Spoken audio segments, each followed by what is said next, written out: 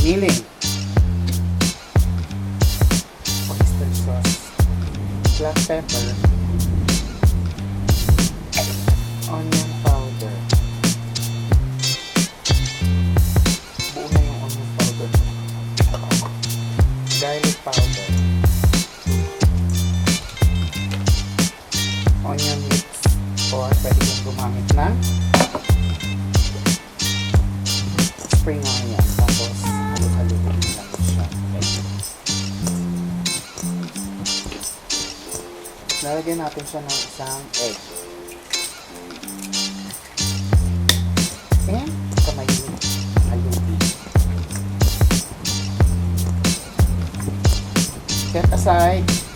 And then prepare natin yung ating eggplant. Sabi muna natin to. Talong! Ang laki ng talong.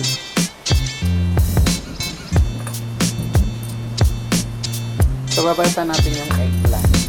Ganyan. Basta balatan mo siya.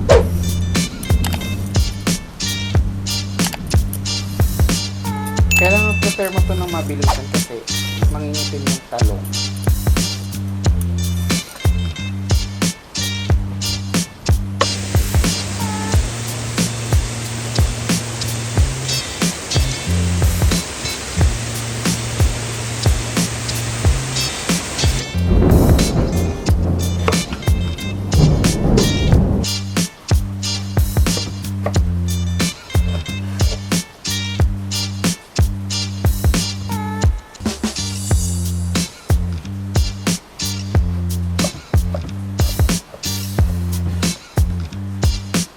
Dapat manipis siyang ganyan.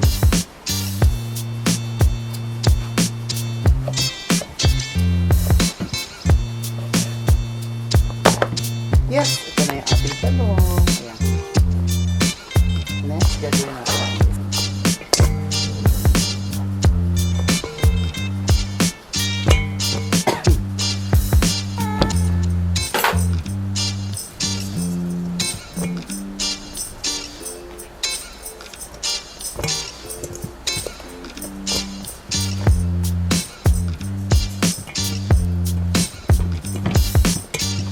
Babad mo yan hanggang mag-bake kasi kailangan natin palambutin yung talong para magamit natin, ay ma-roll natin siya.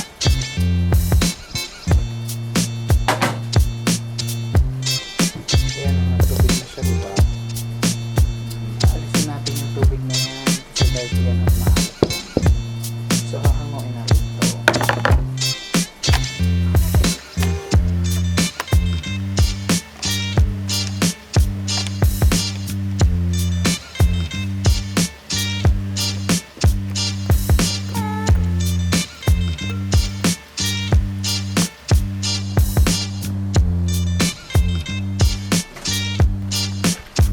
Meron kang tela gamitin mo pag wala ito. So, ilalatag mo siya dyan kasi kailangan mo siyang ipack doon sa tissue para mawala yung water. Asin.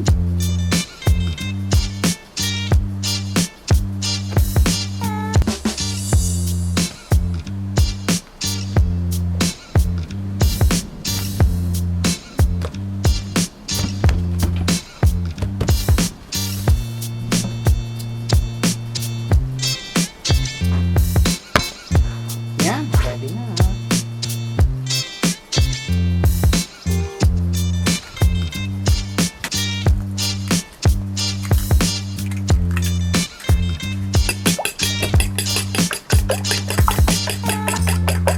So, huwag mo na itong lalagyan ng asin dahil maalat yung talong. Dahil nga inasin na natin sa kanina, diba? So, uunahin muna natin 4 eggs. Then yung ating breadcrumbs. Ayan.